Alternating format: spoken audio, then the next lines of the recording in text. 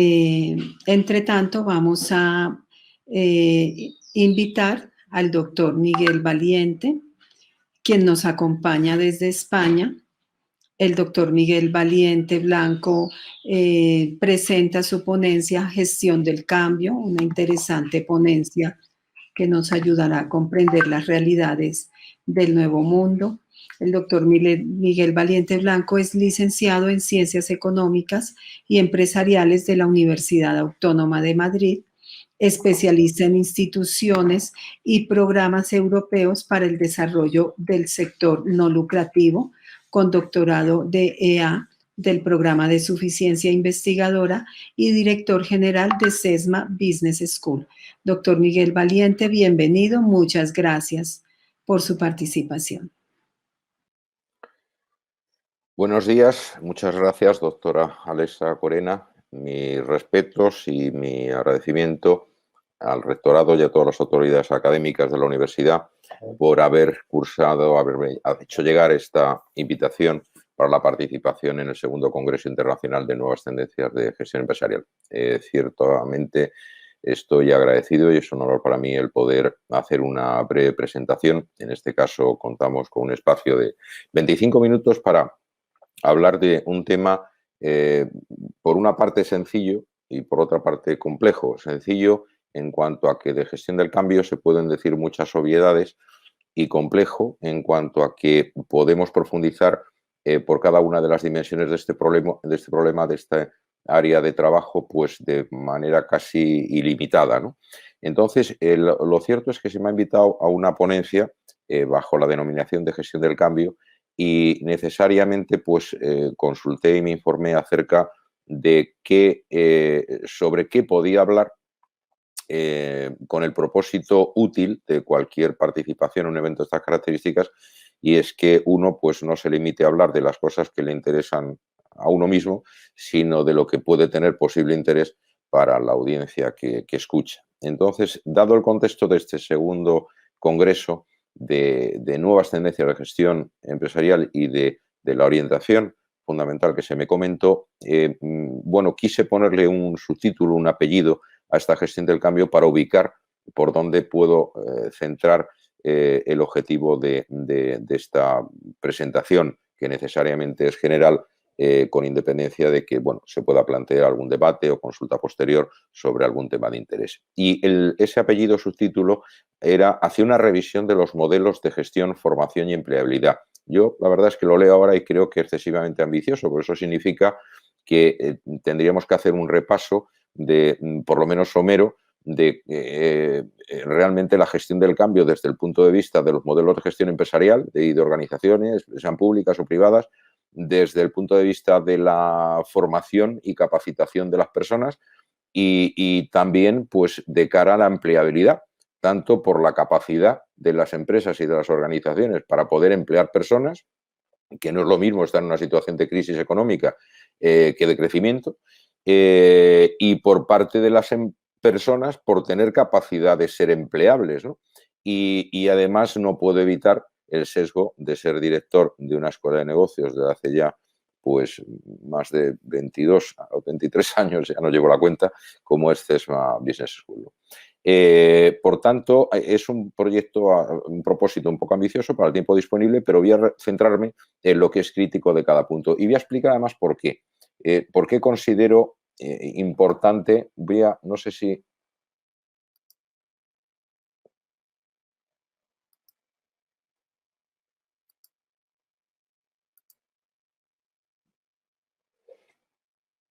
Confío en que se vea la pantalla correctamente.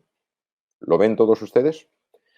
Bien, digo, en esa portada está ese título y subtítulo al que me refería. Y bueno, pues vamos a ver cómo divido un poco ese breve repaso que vamos a hacer por los distintos aspectos de lo que serían las dimensiones que considero de la gestión del cambio. Ese guión tiene que ubicar el contexto de la gestión del cambio. La gestión del cambio no es nada. La gestión del cambio forma parte de la vida de las personas, de las empresas, de la administración pública, La gestión del cambio es porque ocurre algo o por lo menos queremos prever que no ocurra lo no deseable, ¿no? Y por tanto es inevitable hacer una referencia al contexto actual. El contexto actual, pero sería demasiado fácil echar la culpa de todo al COVID-19, que es lo que ahora inevitablemente estamos padeciendo en esta catástrofe sanitaria global.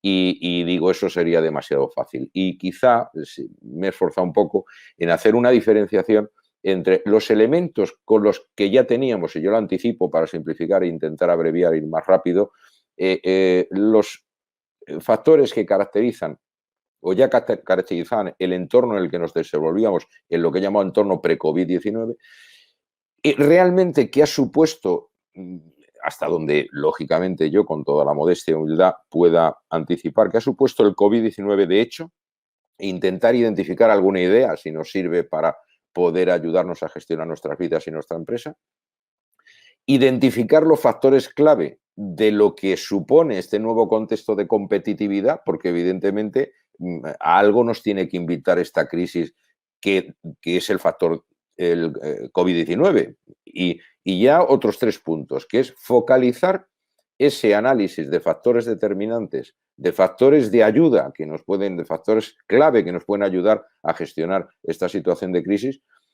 orientado a 3 focos. Inevitablemente no he resistido la tentación de decir algo sobre la gestión del cambio en las empresas y las instituciones, aunque sea poco, dado el tiempo disponible, gestionando el cambio en las personas, porque sin cambio en las personas no hay cambio en las organizaciones y además las organizaciones también condicionan el cambio en las personas. Y inevitablemente, como gestor desde hace muchos años y con muchos años, casi me da vergüenza decirlo, de profesión en el mundo de la formación, inevitablemente no he podido dejar de acceder a la tentación, y más en un encuentro en un ámbito académico como es este, que es hablar de cómo se gestionaría o cómo deberíamos gestionar, bajo mi modesta opinión, el cambio en las instituciones académicas.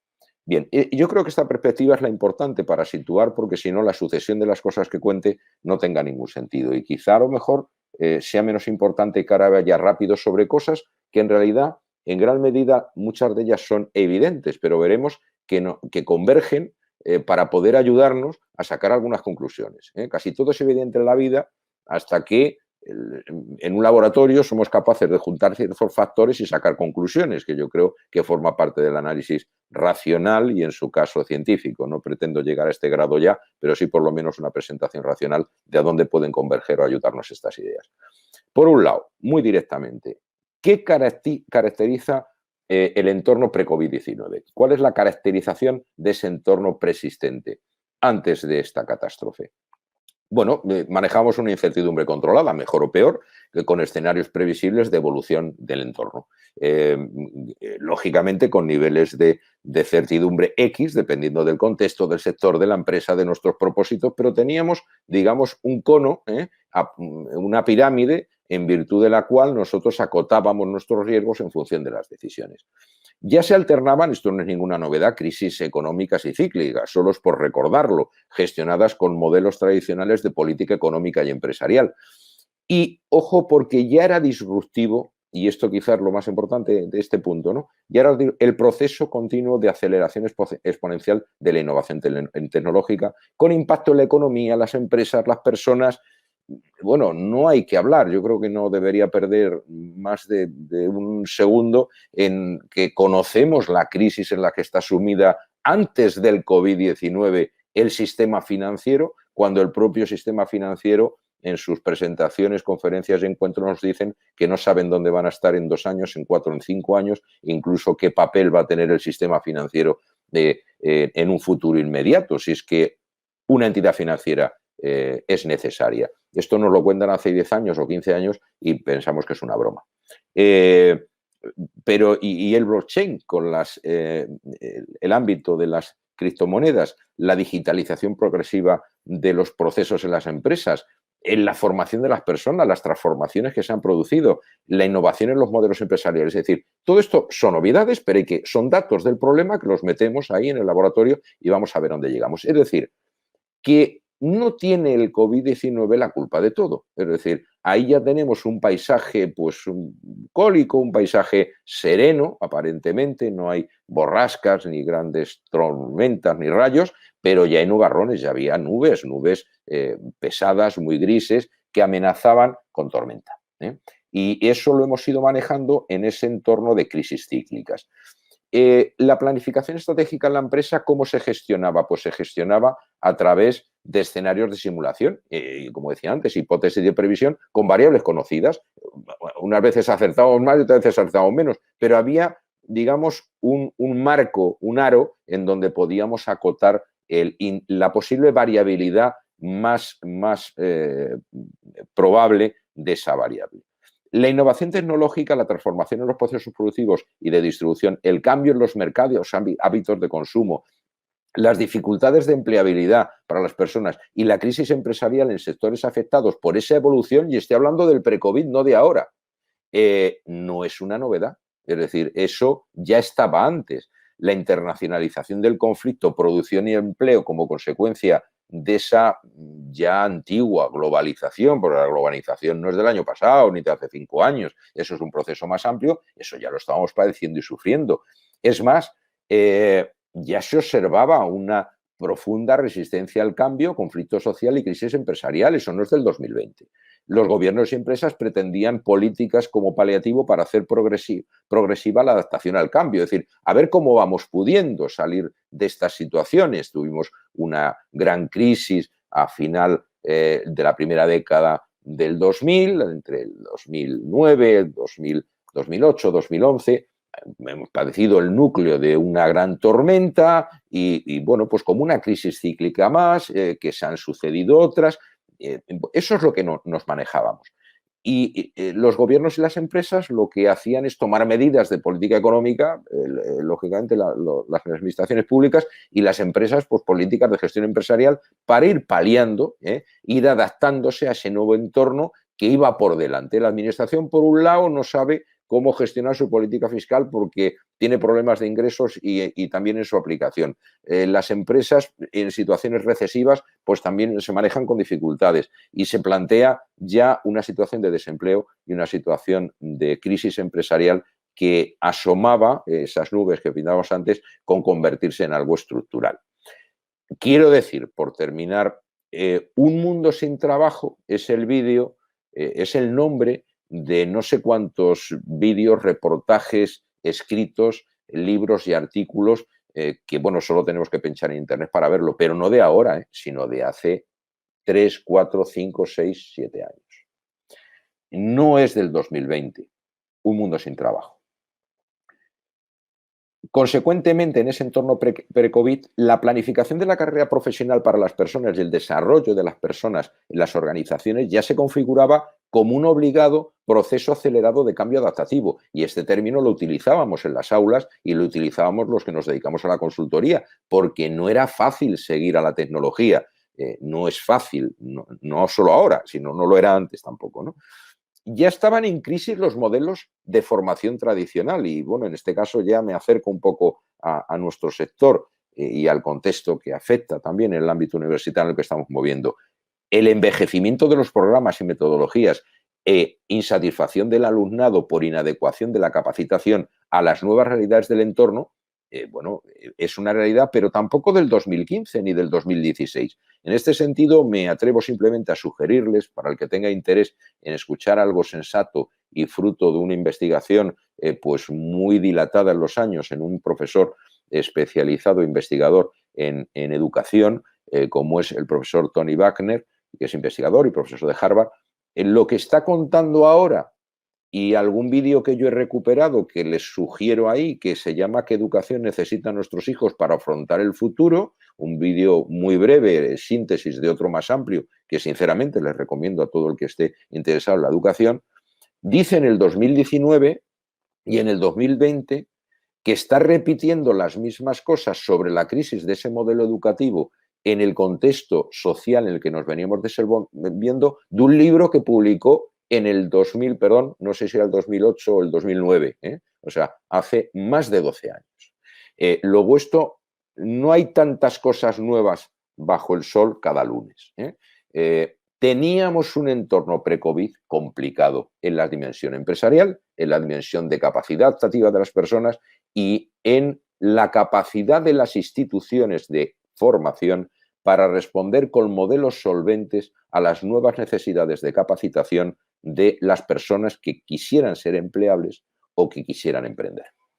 ¿Qué ha pasado con el entorno COVID, el nuevo COVID? Sobre esto realmente yo creo que es lo que estamos viviendo y hay que contar poco. Se me ha ocurrido poner un stop y un árbol caído porque me parece que es lo que mejor define lo que se nos ha pasado. No es que hubiera varias vías, como la foto del principio, donde es difícil elegir. Simplemente se nos han caído muchos árboles encima de la vía y tenemos un stop. Es decir, la crisis sanitaria ha colapsado, como todos sabemos, definitivamente el sistema. Y en este apartado voy a perder poco tiempo en favor de alguna otra reflexión.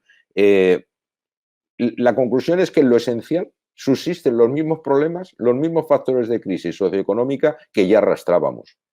Ya conocíamos sectores y modelos de negocio obsoletos y en desaparición. Ya estábamos en sobrevivir a un cambio radical disruptivo. Le llamamos radical, aunque ya el término disruptivo ya se utilizaba. Lo que ocurre es que ahora es disruptivo o radicalmente disruptivo. Es decir, se instala algo definitivo que sí es el factor, bajo mi punto de vista, que introduce definitivamente el COVID, que es una incertidumbre no controlada. Lo peor, dicen que una forma de medida eficaz, y yo lo comparto, de la capacidad de un ser humano es su capacidad para resistir y superar la incertidumbre. Durante mucho tiempo, claro, durante un rato todos, pero durante mucho tiempo sí pone en juego las capacidades del individuo de forma global. Yo creo que eso es lo que nos está pasando. Nos hemos enfrentado de buenas a primeras a algo que, estando con problemas, en crisis, con todas las disrupciones del mundo, con todas las capacidades, problemas de adaptación de nuestra capacidad a los avances tecnológicos, a la superación de las dificultades económicas, se ha caído un árbol en medio del camino y no sabemos ni por dónde ir, porque ni administraciones públicas ni empresas tienen modelos de respuesta articulados y que den o tengan una mínima fiabilidad. Por tanto, en este entorno de factor COVID ya, hay una obligada justificación de una inmediata adaptación a la aceleración en la innovación tecnológica como única solución para gestionar el colapso. Pero aquí parece que ha llegado la tecnología de golpe, ¿no? La tecnología ya llevamos padeciendo sus ventajas y sus inconvenientes, porque es un arma de doble filo en su proyección hacia la sociedad, como sabemos y como después pues haré alguna mención a ello, y de alguna manera pues esto no es nuevo. Lo que ocurre es que toma un protagonismo determinante porque simplemente hoy no podríamos hacer esta conferencia de otra manera. No podemos porque no nos podemos mover fácilmente y eso que ya parece que nos dicen, que según parece, que tampoco hay una certeza de lo que va a ocurrir el próximo mes o los próximos 3 meses, estamos en vías de salida de este túnel oscuro, ¿no? Y con eso es lógico que tome protagonismo un cambio cultural que ya estaba iniciado mucho antes con las nuevas generaciones, que es un cambio radical en los hábitos de consumo y de compra, en el hábito y dominio de los nuevos medios y herramientas tecnológicas, que a estas generaciones más jóvenes no es que les incomode, sino que se sienten como pez en el agua porque han nacido con un móvil en la mano, ¿no? Que refuerza y acelera la crisis y el cierre de empresas con modelos obsoletos frente a otros nuevos modelos emergentes. Con lo cual, el que efectivamente se quedaban obsoletas viejos procedimientos frente a la nueva tecnología, que se quedaban obsoletos nuevos procedimientos de producción y, por tanto, empresas que estaban en riesgo no de crisis, sino de desaparición esas empresas, esto viene de atrás. Pero el COVID ha sido simplemente el factor determinante, a veces de una muerte súbita, de empresas y del desconcierto, también de la muerte de muchos planes estratégicos de empresas que tenían su horizonte trazado en esos escenarios. Hechos. Se instala, por tanto, una crisis global sin precedentes entre el sistema social, y esto ya lo conocemos todos, en todas sus dimensiones, económico, financiero, de los estados, y aparecemos como un hombre a ciegas. La estrategia de respuesta, bueno, simplemente no disponemos de modelos fiables de previsión y planificación para una gestión sin alto riesgo en cada ámbito de la crisis. No lo disponemos ni para las administraciones públicas, que van dando bandazos en función de las circunstancias, y el plan estratégico a lo mejor en lugar de a 3 años es a 3 meses. En las empresas tampoco se puede hacer mucho más que un gran esfuerzo por generar escenarios alternativos bastante divergentes entre ellos por la variabilidad de ese entorno. No cabe, por tanto, ya una planificación tradicional, todo esto de hago un análisis detenido, planifico y programo, me siento y espero a un feedback y tal. Eso ya se murió, ni en las administraciones públicas, ni en las empresas, ni en las personas, porque quizá, y esto tampoco es nuevo, lo vivo porque llevo mucho tiempo viviendo el mundo de la formación y la consultoría, y yo no me atrevería a decir que solo hace 15 o 20 años que hablamos de gestión estratégica como alternativa a la planificación estratégica frente a entornos cambiantes o una dinámica determinada. Realmente lo que se impone ahora es quizá eso. Queda cuestionada la gestión del cambio progresivo, ya no hay opción de tiempo, porque si haces un cambio progresivo, a lo mejor cuando terminas ese plan progresivo, a mitad ya ha vuelto a cambiar otra vez el entorno. Solo cabe un cambio radical evolucionando hacia un modelo de gestión de adaptación constante, que quizá va a ser el término que más oigamos en bastante tiempo, en bastantes años.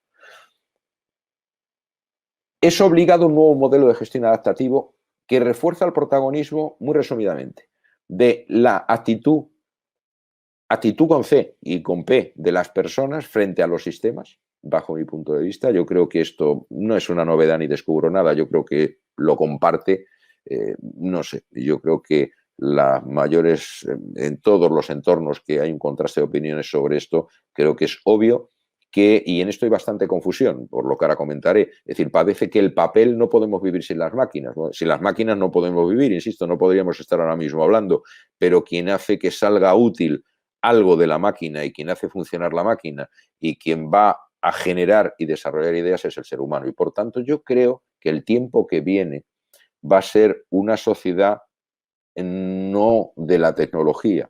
La sociedad de la tecnología ya la tenemos, imparable. Va a ser el momento para los gestores de esa tecnología. Va a ser el momento de la gestión del conocimiento, en donde precisamente el factor dato es lo menos importante, porque está disponible, es gratuito, y lo más importante es que sabemos qué hacer con la información para tomar decisiones a veces en tiempo real. Con lo cual, hoy va a pesar más para el éxito de las organizaciones el énfasis sobre las personas frente al énfasis sobre los sistemas. Por tanto, la capacidad de adaptación constante dependerá, y en esto tampoco es ninguna novedad. De hecho, Tony Wagner lo comenta en su libro y en esos vídeos que ustedes mismos pueden tener fácil acceso sin grandes investigaciones, que un factor, y no hace falta que lo diga Wagner, realmente es algo que yo, por ejemplo, tengo por convencimiento e intuición propia desde casi el inicio de mi profesional, y creo que partimos y que cualquier persona sensata está de acuerdo. Yo creo que la motivación y la ilusión, si no el entusiasmo, es la causa de la vida. O sea, sin realmente lo contrario se le llama depresión. Yo creo que un ser humano se mueve por motivación, por ilusión, por entusiasmo. Eso, consecuentemente, nos lleva con flecha hacia la creatividad, que además está basada en la intuición, que también parece que los estudios neurológicos avanzan en que la intuición no es una cosa caprichosa, sino que es la suma de una suma compleja y muy parecida, una suma neuronal compleja, muy parecida a la del ordenador más complejo que podemos imaginar, entre suma de experiencia y conocimiento, que nos lleva a otra flecha, que es la innovación para la supervivencia. Por tanto, motivación, ilusión, creatividad, desarrollo del individuo para manejar la máquina, evidentemente, pero sin piloto no hay coche que ande, para desarrollar empresas, instituciones o organizaciones. Por tanto, la gestión del talento ya no es una variable más, es el factor clave de personas y de organizaciones, de personas que tienen que competir y desarrollar ese talento, quieran emprender o quieran emplearse, y de organizaciones que quieran competir sabiendo que ese factor contributivo de la creatividad, la innovación, la capacidad de observación y de desarrollar las organizaciones está en las personas. Se impone la adaptación a la evolución tecnológica, pero el factor clave de éxito es qué saben hacer las personas con lo que conocen. Hoy tenemos toda la información en Internet. La inteligencia no está en tener mucha información, sino precisamente en saber qué hacer con ella, porque la información ya es un commodity. Y eso es lo que va a determinar la competitividad. La gestión de la información, la inteligencia en la gestión de esa, y la rapidez y agilidad con lo que seamos capaces de tomar decisiones tanto en empresas, instituciones, como a nivel de personas.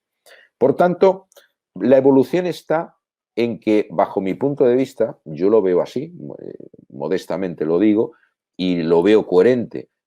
Vamos a ir de esa sociedad que ya llamamos de la tecnología y del conocimiento hacia una sociedad que debería distinguirse y destacar por gestionar bien ese conocimiento de forma efectiva. Y veremos ahora seguidamente que hay alguna contradicción incluso o confusión que se puede crear en estudios recientes, bueno, recientísimo, de hace un mes o dos, ¿no? Cuando menos parece necesario abordar la gestión del cambio y, por tanto, de la transformación radical desde esas tres dimensiones que hemos comentado: instituciones, personas e instituciones educativas. Gestionando el cambio en empresas e instituciones. Bueno, ¿qué vamos a destacar de aquí? Bueno, yo creo que la tecnología y la inteligencia artificial evidentemente van a ser factores de gestión de la estrategia y de los procesos indudable. Ya lo son, ya lo eran, pero ahora muchísimo más. Incluso como una herramienta competitiva y máxime con el desarrollo, como digo, de las formas de inteligencia artificial que pues, se utilizan pues, de manera ya muy generalizada y avanzarán en los próximos años. El riesgo de fracaso en los procesos de transformación, sin embargo, yo creo que está en la resistencia al cambio de las personas. Esto ha sido así desde que yo me dedico a la consultoría y hace ya más de 30 años y en eso no ha cambiado, porque yo creo que forma parte de la condición humana. La tendencia a la acomodación, la tendencia a acogernos en nuestro lado cómodo y no asumir, porque resulta lógicamente violenta nuestra serenidad, los cambios que se nos presentan. ¿A qué nos enfrentamos entonces, en esta transición al modelo de gestión adaptativa? Pues vamos a ver, y lo cuento muy resumidamente porque son datos que ustedes pueden ver en un informe que es el informe de Deloitte, precisamente ahora ha sido creo que es febrero, marzo del 2021, la 12ª edición que pueden ver en internet directamente, que llaman tendencias tecnológicas. Vamos a ver. Voy a lo que subrayó en rojo para no perder tiempo y centrarnos en lo importante. Aquí hay dos conclusiones en el informe, y es que el principal aprendizaje del COVID-19, lo cual, bueno, yo creo que habría que contextualizarlo más con los factores pre-COVID, pero el factor COVID-19 como determinante en materia corporativa se refiere a la necesidad de acelerar la transformación del negocio con la tecnología como estandarte. El paso de la tecnología instrumental de la década pasada a la disrupción que nos propone en los próximos años estará determinado por la resiliencia de los líderes empresariales. Esto está sacado prácticamente de manera literal de este estudio. Bueno, yo no voy a matizar, porque lógicamente no voy a matizar a Deloitte en un estudio que presumo de gran seriedad, como es habitual en esta firma, y por tanto, si acaso, habría que contrastarlo con otros estudios y en su caso, pues lógicamente a nivel internacional, porque esto no tendrá el mismo comportamiento cultural unas organizaciones de un contexto o de otro, ¿no? Pero bueno, ya es relevante este dato y sobre todo la forma de enfocarlo. Yo estoy seguro que si yo mismo hiciera una lectura detenida, más detenida de lo que he hecho del informe de Deloitte, no sacaría una conclusión aparente, y es la tecnología como estandarte del cambio, porque no lo compartiría. Es decir, precisamente por lo que he anticipado. A mí me parece que la tecnología va a ser algo más que instrumental. Por ejemplo, el caso de la inteligencia artificial. Evidente va a ayudar a procesos decisionales que en algunos casos hasta puede sustituirse la capacidad de la mente humana. Eso parece razonable. Ni vamos a entrar en ese debate, que no es el objeto de esta presentación. Ahora, que el estandarte del cambio dependa de la máquina, no puedo compartirlo, porque las máquinas las manejan las personas. Y por tanto, creo, y lo dice el propio estudio, y es más, yo creo que está en el espíritu del propio estudio, es decir, el desencadenante disruptivo, por un lado, de inercia es la tecnología con otros factores de crisis que venimos arrastrando y el desencadenante sobrevenido es la catástrofe sanitaria.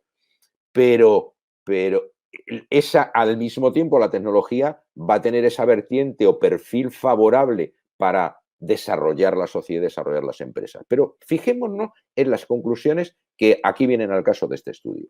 Destaquemos lo más relevante. El 40% de los CEOs entrevistados indican que el CEO, es decir, el responsable de los sistemas de información y, por tanto, se entiende informáticos y de tecnología dentro de la empresa, constituye el impulsor clave de la estrategia empresarial dentro de la organización. Y el 70% califican el crecimiento disruptivo como fundamental para el éxito de sus compañías. Y ahora en rojo. Solo el 13% de los directivos entrevistados confía en que su organización pueda cumplir con esa prioridad estratégica. ¿Y por qué razón? Pues por esta enorme cadena que tenemos aquí, que no es nueva ni viene propiciada por el COVID-19, que es la resistencia al cambio natural del ser humano y mucho más también como comportamiento en grupo dentro de una organización. Por tanto, y voy a acelerar, algunas propuestas para liderar la gestión del cambio en parte ya sugeridas. Yo creo que no solo hoy la gestión del cambio se desarrolla por personas y no por cosas. Es decir, las cosas están para que sean gestionadas por las personas, entre ellas los sistemas. Si la limitación principal será la resistencia al cambio, es evidente que tendremos que redefinir el liderazgo, porque si lo más importante van a ser las personas, que tienen que gestionar máquinas y crisis, en todos los niveles. Y a las personas hay que dirigirlas, hombre, pues yo creo que parece razonable pensar que la investigación además así lo demuestra, y refería antes al profesor Wagner de Harvard, la capacidad de innovación y adaptación de las personas va a determinar la capacidad adaptativa de las organizaciones, con una flecha pues muy gorda. Yo creo, una implicación matemática. Los nuevos líderes tienen que promover una estrategia de cambio organizacional absolutamente disruptiva, cambio en su visión global, políticas de motivación y creatividad, orientación hacia una visión de cambio más equilibrada pero radical. Casi yo hablaría de presupuesto cero organizativo. Suprimir todo aquello no sirve para nada, porque el mundo se ha derrumbado y realmente para poder gestionar con cierta agilidad tenemos que aligerar grasa y equipaje y por tanto hay que, y no vendría mal el presupuesto base cero organizativo en muchas instituciones. Y equilibrio en lo que antes me refería, énfasis entre la gestión de personas y gestión de los sistemas. Yo creo que con ello romper las estructuras burocráticas, estructuras funcionales, ir hacia estructuras funcionales planas, mucho más ágiles, promover las organizaciones colaborativas, la dimensión en su dimensión interna, también obviamente en su dimensión externa y hacer una mayor colaboración necesaria entre personas y organizaciones, una mayor gestión transversal. Quizás estos son más lugares comunes que todos compartimos, ¿no? Pero que es bueno ponerlos de manifiesto.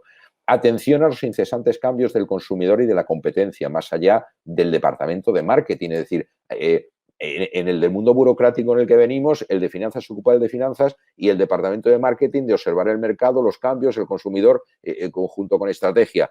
Hoy no, hoy a lo mejor en nuestras organizaciones, y esto tampoco es tan nuevo, puede que a lo mejor la recepcionista o el recepcionista de nuestra empresa tenga más oportunidades de ver las reacciones de nuestros clientes en nuestra empresa, bien cogiendo el teléfono, viendo la cara cuando entra a nuestra organización y a lo mejor tiene que aportar tanto a nuestras decisiones cotidianas como la dirección general.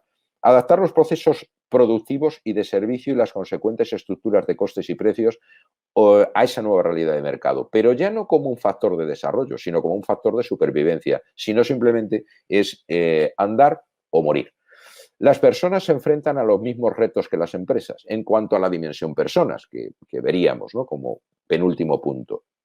Aquí evito la reiteración, porque si digo que es simétrico a los retos de las empresas, pues solo destaco alguna singularidad. Es decir, hay una grave crisis estructural y una alta incertidumbre, y eso no insistimos porque ya lo hemos hablado, eso es común para todos. Por tanto, la capacidad adaptativa constante también. Los retos son equivalentes para los empleados de empresas y para los autónomos, otra obviedad. el mayor riesgo para la empleabilidad proviene de la crisis estructural. Esto es lo novedoso. Veníamos gestionando crisis estructurales, manejando ciertos indicadores o índices de paro. Ahora nos acercamos a problemáticas de paro estructural para las que no hay respuesta. Hay una creciente rivalidad entre competencia entre Estados y empresas y hay un doble impacto de la tecnología. Nos beneficiamos de la tecnología, pero en un mundo en el que también hay pobreza tecnológica y en un mundo en donde la tecnología ha desplazado mano de obra por máquinas y por nuevas tecnologías de los procesos. Y no quiero caer en tópicos dulces como Amazon, en fin, este tipo de cosas, por todos conocidas, porque solo es mencionar lo que consideramos importante. Hay una inestabilidad, por tanto, sin inmediata capacidad o modelo de respuesta conocido por parte de empresas, por parte de administraciones públicas, por parte de los ciudadanos, que estamos, pues, en gran medida desconcertados por lo que se ha venido de golpe, por el árbol que se ha caído de golpe. Se veía que se iba a caer, porque la cosa no iba bien, ya había nubes, pero ahora se ha caído de golpe y nos ha cortado la vía. Estrategias de posible empleabilidad para las personas, tampoco gran cosa novedosa, salvo lo que entro ahora. Y para terminar, que es realmente el papel de las instituciones educativas dentro de la formación. Por supuesto, como las empresas, las personas, observación y adaptación constante, no queda otra.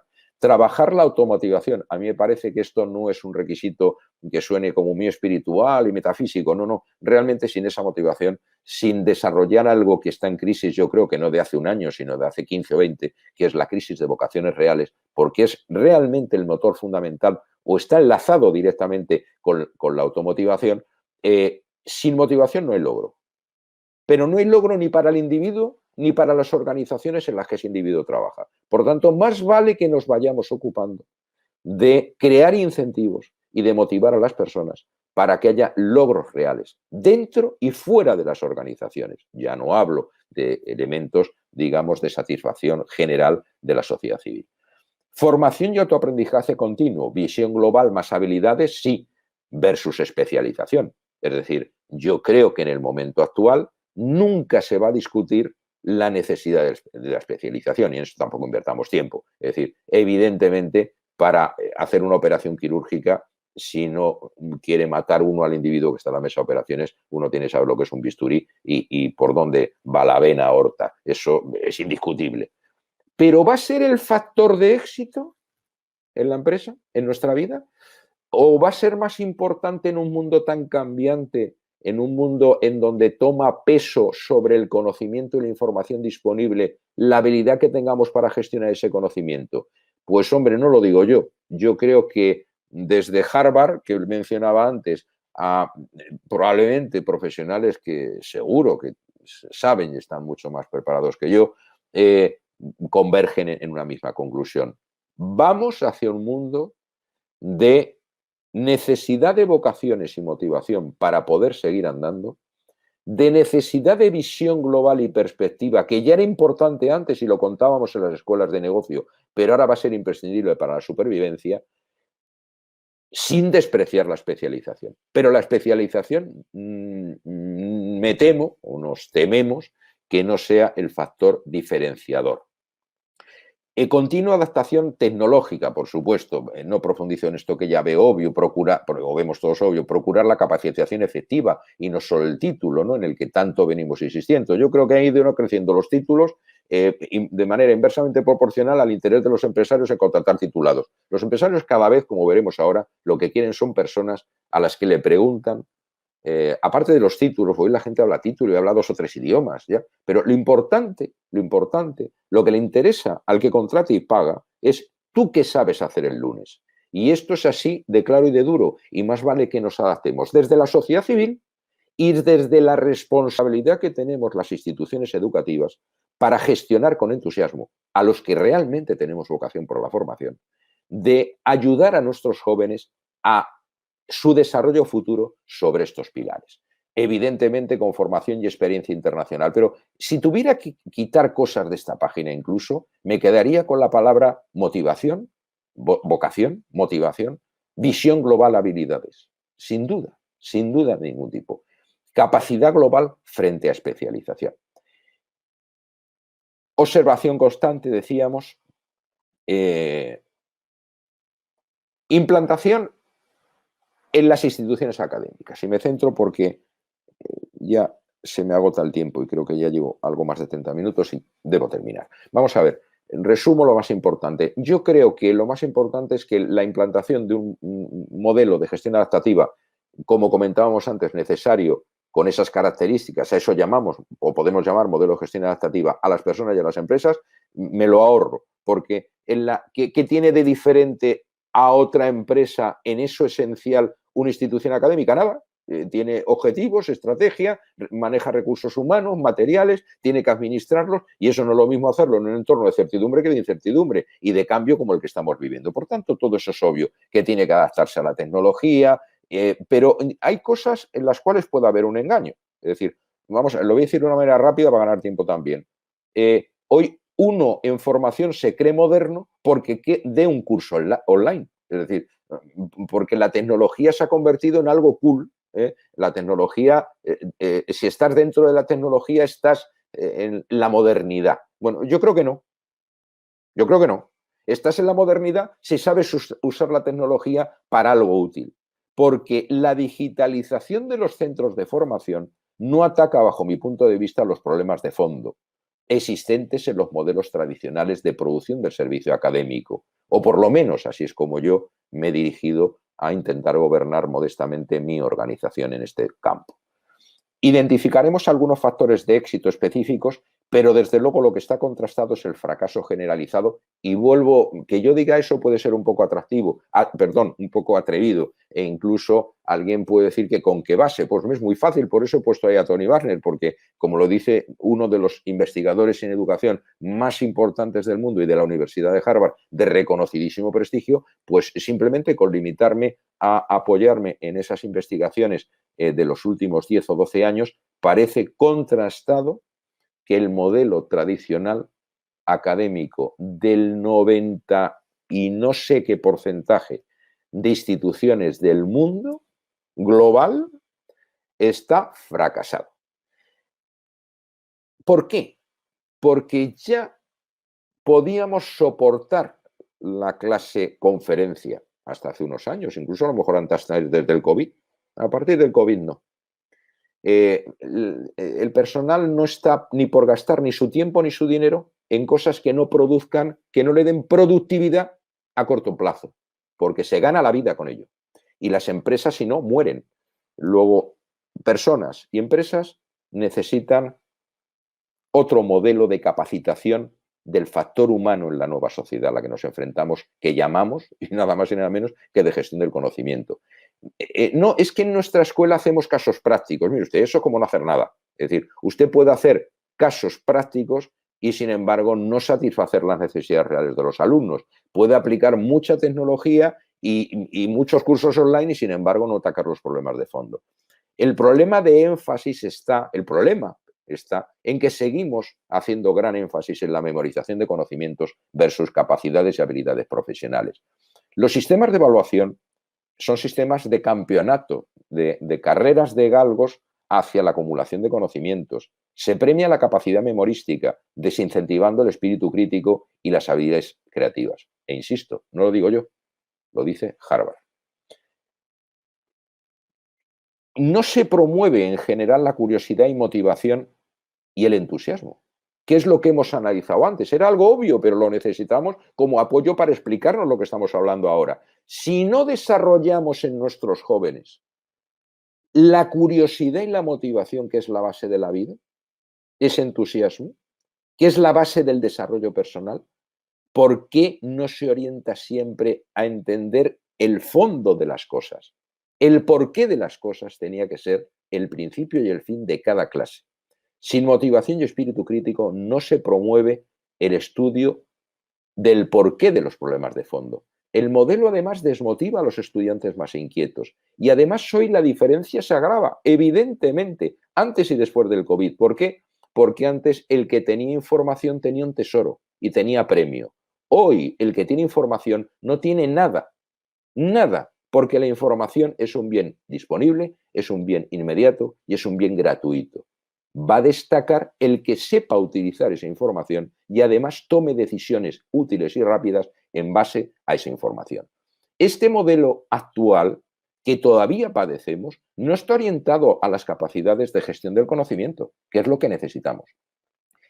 Las empresas que contratan muestran interés por las capacidades, ya no muestra interés por las titulaciones.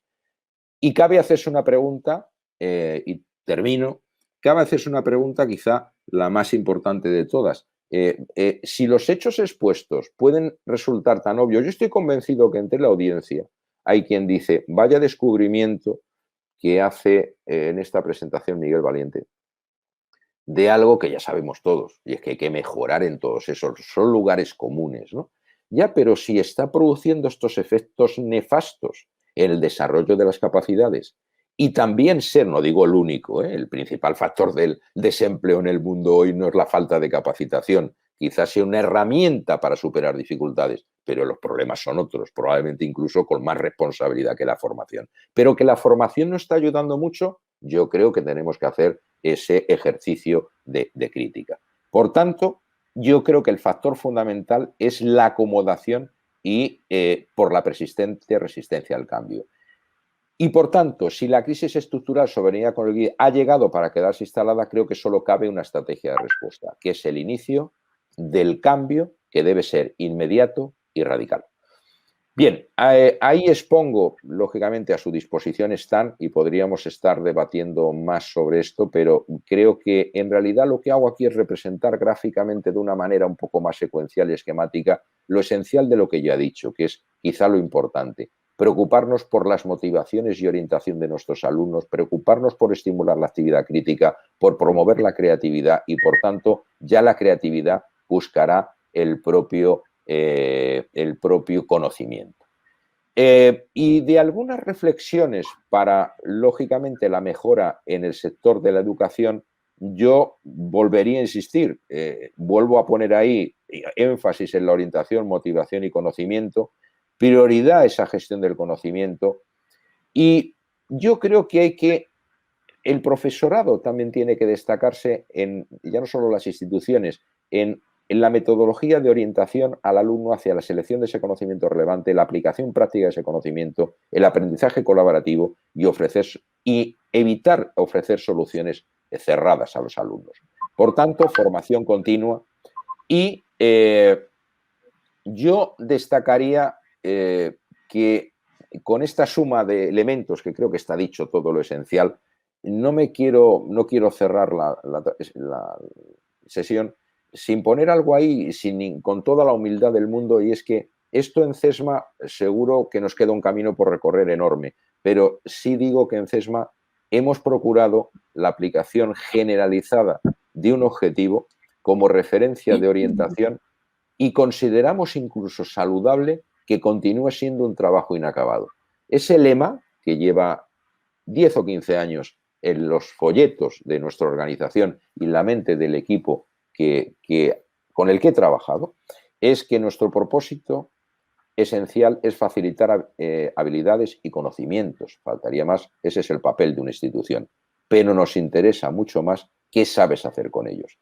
Creo que eso resume en gran medida la vocación, por lo menos de nuestro centro, y como digo, sin ninguna prepotencia o soberbia, porque seguro que hay cosas mucho más importantes que se me pueden escapar y que a lo mejor pueden ser más brillantes que estas ideas que se pueden sugerir para orientar una mejora en la capacitación de las personas, es lo que yo modestamente pretendía apuntar en esta presentación, que ya creo que se ha pasado más de 10 minutos. En todo caso, muy agradecido por esta invitación a las autoridades académicas.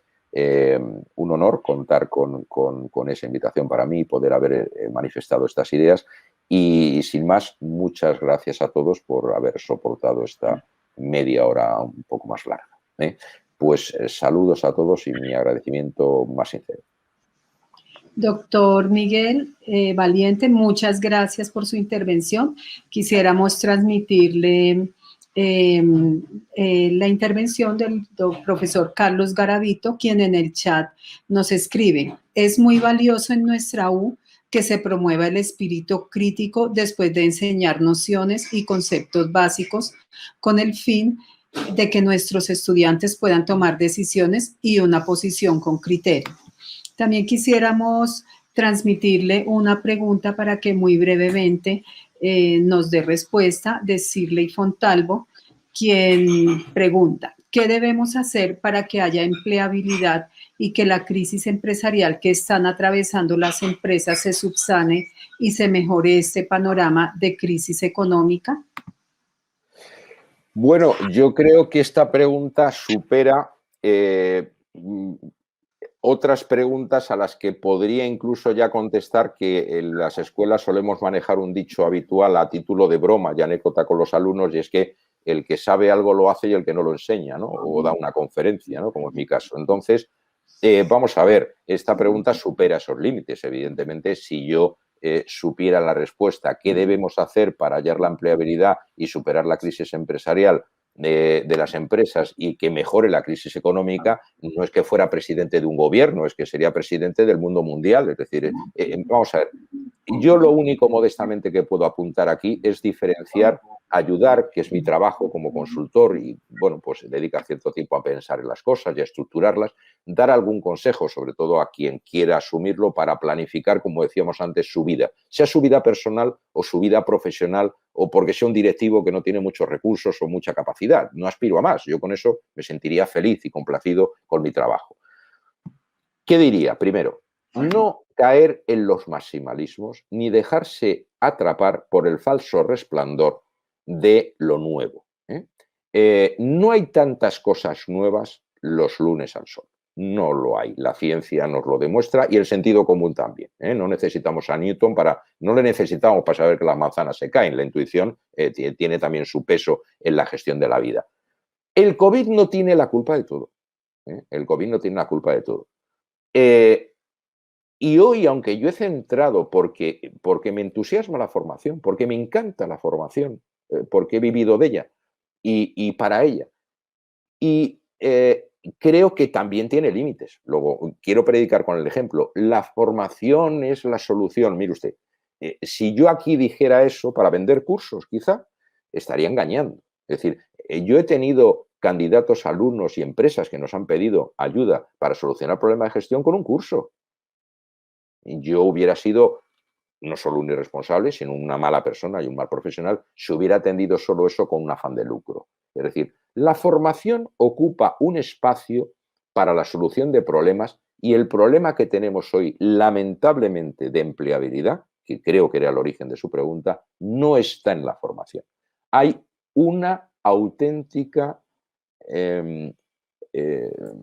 debacle económica, social y política. Yo creo que no recuerdo en mi vida profesional momentos de mayor crisis, enfrentamiento y confrontación, tanto por la pugna de los recursos entre estados como entre empresas, la desorientación, la crisis política, económica y la falta de capacidad de respuesta por parte de los estados y todos los agentes sociales está produciendo y convirtiendo en estructural una crisis en la que, como decía antes, el término no es mío, nos acercamos a un mundo sin trabajo, o por lo menos a un mundo sin trabajo como el que venimos conociendo.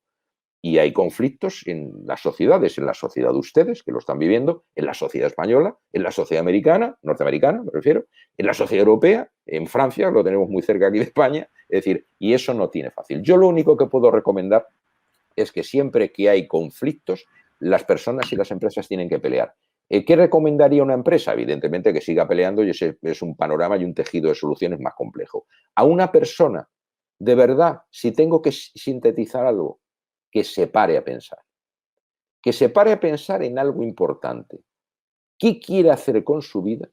Y más importante todavía, que no se dedique a estudiar nada que no le pueda sugerir entusiasmo en un momento determinado de su trayectoria profesional. Es el mejor consejo que le puedo dar con mi edad. No merece la pena esforzarse por aquello que no nos va a dar la posibilidad de gestionar entusiasmo.